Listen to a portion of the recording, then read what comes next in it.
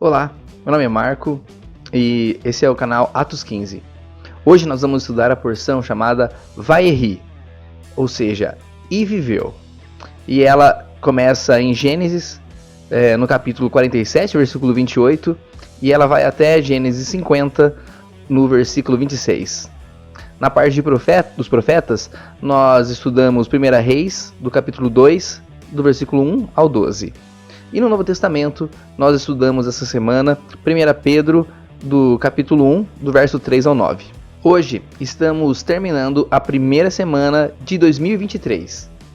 Mas também estamos terminando o primeiro livro da Torá, pois esta é a última porção de Gênesis. Gênesis, ou então Bereshit, é um livro fascinante, onde ele possui bênçãos do começo ao fim. E no vídeo de hoje, nós vamos ver um pouquinho mais de perto as últimas bênçãos desse livro, que são proferidas por Jacó para os seus filhos, e que Jacó diz que elas são para os últimos dias.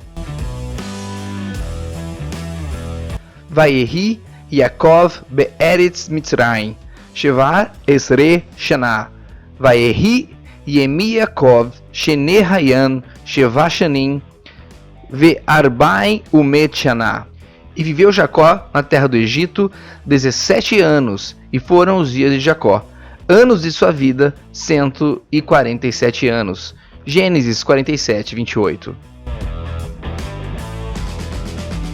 Como eu disse, esta porção se chama E viveu.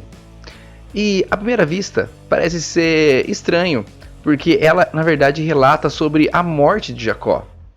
E da mesma forma acontece na porção A Vida de Sara, onde nos é apresentado, na verdade, a morte de Sara. Mas é importante a gente lembrar que a nossa vida terrena, ela não é eterna, diferente da vida que recebemos com Yeshua. Uma vida que nós recebemos com a nossa morte, com a morte para o pecado, a morte para a escravidão. E mesmo que você morra, quando Yeshua voltar, você será ressuscitado para uma vida eterna. Assim como está escrito em João 11, 25 e 26. Jesus lhe disse: Eu sou a ressurreição e a vida. Quem crê em mim, mesmo que esteja morto, viverá. E todo aquele que vive e crê em mim, nunca morrerá. Você crê nisso? O interessante é que vemos nesta porção Jacó reunindo seus filhos para abençoá-los. E ele diz que essas palavras seriam para os últimos dias. Assim diz em Gênesis 49, versículo 1. E chamou Jacó a seus filhos, e disse: Junta-vos, e vos anunciarei o que vos acontecerá no fim dos dias. Em hebraico, Aharit Hayamim. Aharit Hayamim é um termo que também significa os últimos dias, e é muito utilizado para se referir ao fim dos tempos. Com isso em mente, vamos dar uma olhada na bênção que Jacó deu para o seu filho Judá. E lá então no capítulo 49, vamos começar aqui do verso 8. Judá, os seus irmãos o vão louvar. Dominará os seus inimigos. Os filhos de seu pai se curvarão diante de você. Judá, meu filho, você é como um jovem leão. Depois de matar a presa, volta para a toca. Você se abaixa e se deita como um leão. Por isso, ninguém o vai acordá-lo. Ninguém tirará o poder de Judá. Da sua família sairão sempre reis para governar, até que chegue Siló, ou então, podemos traduzir, até chegar o verdadeiro rei, a quem todas as nações lhe obedecerão. Essas palavras falam de um leão que ataca a sua presa e depois volta para casa. Isso faz referência à volta do Messias. Quando Yeshua voltar como rei, a primeira coisa que ele vai fazer é defender o seu povo, é exercer justiça, é destruir os inimigos de Israel, para depois então ele se deitar, representando uma era de paz sem igual no mundo todo. E o que Jacó fala para os dois filhos de José, Efraim e Manassés? Lá em Gênesis 48, 16 diz: O anjo que me tem livrado de todo mal. Abençoe esses rapazes. Seja nele chamado o meu nome e o nome de meus pais, Abraão e Isaque, e cresçam em multidão no meio da terra. A palavra que foi traduzida aqui é multidão, ela é na verdade ídigo, que tem a raiz dessa palavra é peixe. E uma forma que a gente poderia traduzir é da seguinte maneira: e pescarão em multidões no meio da terra. E qual que é o sentido de pescar no meio da terra? Os filhos de José, Efraim e Manassés, eles pescariam em multidão no meio da terra? Bom, isso é, na verdade, nós sabemos, uma mensagem para os últimos dias. E a partir desse texto, fica fácil entender as palavras de Yeshua, lá em Mateus 4,19. Porque ele diz assim para os seus discípulos: e disse-lhes: vinde após mim, e eu vos farei pescadores de homens. E o que mais que Jacó fala para Efraim e Manassés? Em Gênesis 48,5, ele diz: agora, os teus 2 filhos, que te nasceram na terra do Egito, antes que eu viesse a ti no Egito, serão meus. Efraim e Manassés, como Ruben e Simeão, serão para mim. Manassés e Efraim são filhos de uma egípcia, nascidos no Egito. Portanto, eles podem representar, e digo representar, não, eles não são, tá? O que eu vou falar aqui eu não estou falando que quem se converte, um gentil que se converte se torna da tribo de Efraim ou de Manassés, não tem nada a ver. Isso são paralelos, são figuras. Os 2 filhos de José sendo elevados a um status igual aos outros filhos de Israel, eles representam os gentios, como Paulo fala lá em Efésios, no capítulo 2, versículo 12, que eles estavam separados da comunidade de Israel. Mas, por serem filhos de José, filhos de Yosef, eles foram colocados a um nível lado a lado com os filhos de Israel. E através de Yeshua, somos aproximados à comunidade de Israel. Agora, eu quero conectar 2 versículos, um versículo que está nessa porção e um outro que está em Apocalipse. E eu vou conectar eles usando uma expressão que está nesses 2 versículos, usando uma regra de interpretação rabínica das Escrituras. Essa regra se chama Gezerah Shavah, o que significa literalmente corte igual. Esta regra nos permite fazer analogias entre 2 passagens que usam palavras, expressões ou raízes semelhantes. E vale lembrar que o Novo Testamento é um livro judaico, pois foi escrito, na sua grande maioria, por judeus. E eles usam muitas das técnicas rabínicas de interpretação de texto.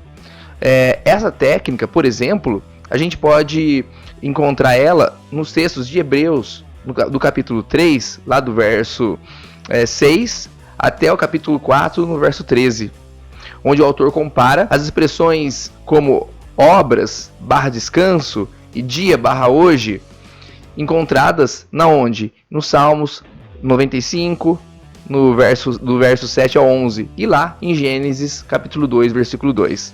Além disso, também nós vemos Mateus, lá no seu evangelho, quando ele fala do Egito, chamei o meu filho, ele está usando aí uma técnica parecida com essa, usando aí o termo Egito, que está lá descrito em Oséias 11, versículo 1.